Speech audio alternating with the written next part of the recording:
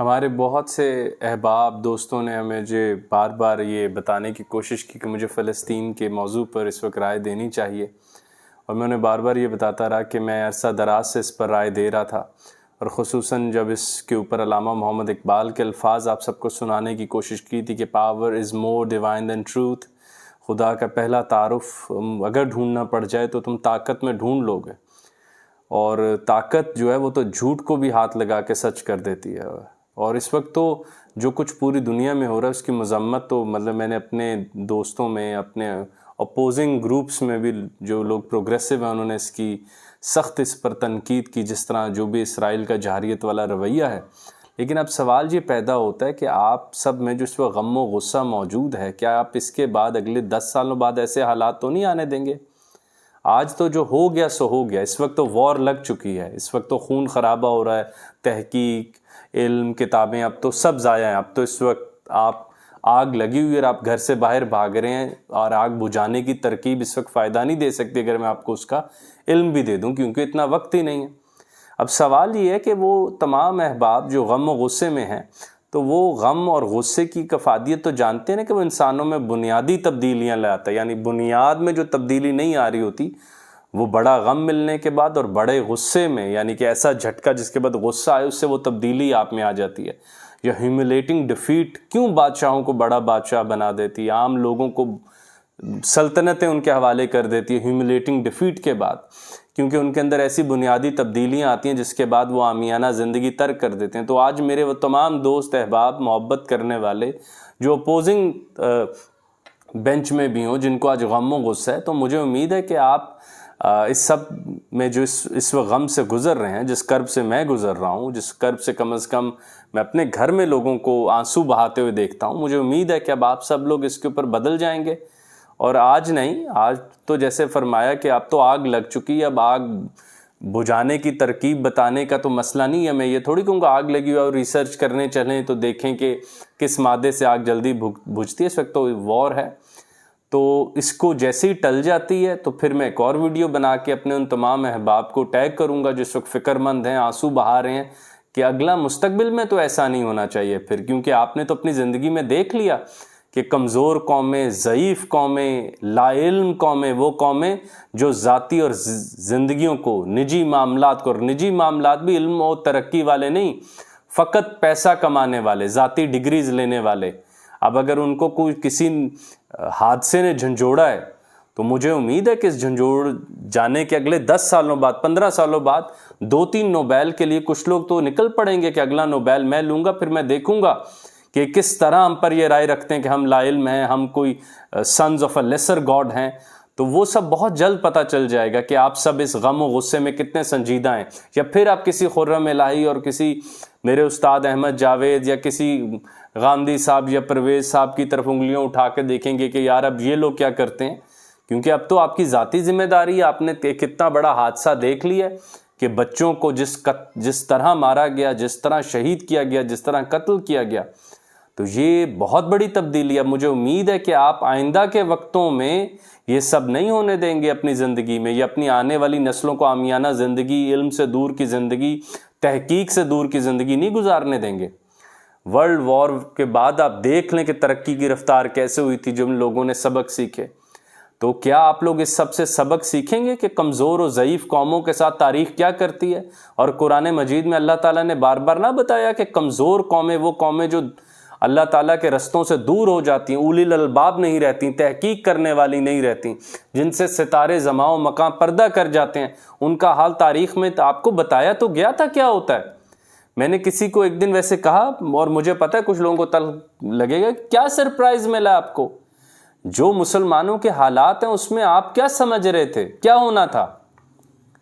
مطلب کہ آپ کو غم و غصہ اس وقت تو مطلب کہ نہ آنا جانور ہونے کی نشانی ہے، چوپاہے ہونے کی نشانی ہے۔ مگر نوبیل لسٹ کے اندر کسی مسلمان کا سیکنڈ رنر اپ کے طور پہ بھی نام شامل ہونا آپ لوگوں کا خون نہیں گرماتا تھا؟ آپ کو اپنا ہاتھ سر پر لے جانے پر مجبور نہیں کرتا تھا؟ آپ کے اندر ایک نیا تذبذب، کرب اور غم و غصہ، افسوس نہیں لے کر آتا تھا کہ بھائی یہ کیا ہو گیا کہ سب سے بڑا علمی ایوارڈ، علمی میدان میں ہمارا قصوں میں بھی کوئی قصہ نہیں، ہمارا کسی نوٹس بورڈ کے نیچے نام بھی نہیں, ہم ڈسٹنگ کرنے والا نہیں ہے جو اس نوٹس بورڈ کو صاف کرتا ہے, وہ ہاتھ بھی میرا نہیں ہے. یا جب تحقیق ہوتی ہے, یا جب بڑی بڑی دنیا کی انوویٹو کمپنیز کی لسٹ بنتی ہے, انوویٹو پروڈکٹس کی لسٹ بنتی ہے, بڑے سائنسدانوں کی لسٹ بنتی ہے, تو آپ نہیں جانتے جو قومیں ایسے نہیں کرتی پھر تاریخ ان کے ساتھ کیا کرتی ہے. تو بھائی اس وقت جس غم و غصے, جس کرب, جس تکلیف سے آپ سب گزر رہے ہیں, اس کا اصل فیصلہ 10 سالوں بعد ہونا ہے. ابھی تو ہم نے طے کیا, ابھی صرف مدد کی جا سکتی ہے, دعا کی جا سکتی ہے, دوا کے لیے خود جایا جا سکتا ہے, ان کی ہمت بندھائی جا سکتی ہے. لیکن اب سوال یہ ہے کہ کتنے ہیں جو ذاتی نجی زندگیوں میں بڑے کاموں کی تبدیلیاں لائیں گے جس کے بعد آپ کی تہذیب یا آپ کے ایمان رکھنے والے کسی بھی دنیا کے کونے رہنے والے پر ظلم نہ ہو سکے. یہ اب آپ کو فیصلہ کرنا ہے کہ کیا مجھ میں وہ بنیادی سنجیدہ تبدیلی آ چکی ہے, کیا میں علم کے میدان میں نکل پڑوں گا, کیا میں تحقیق کروں گا جدید اسلحہ پہ, جدید سپیس پر, جدید چیزوں پر, کیا میں ذاتی زندگی وقف کروں گا علم کے اوپر, کیا میں ذاتی نئی تھیوریز ڈیولپ کروں گا. اور یہ یاد رکھیے گا, جنگ کسی ایک اسلحے سے نہیں ہوتی. معاشی, سماجی, سیاسی طور پر آپ بڑی قوم اپنے آپ کو ثابت کرتے ہیں. میں تو اس دن کہہ رہا تھا زوال ہوتا ہے کہ ایک سیکٹر کسی معیشت, کسی تہذیب کا, کسی قوم کا ایک سیکٹر ڈوب گیا, تو ہمارا تو سب کچھ ڈوب گیا. اور آپ کو غم و غصہ و کرب ہے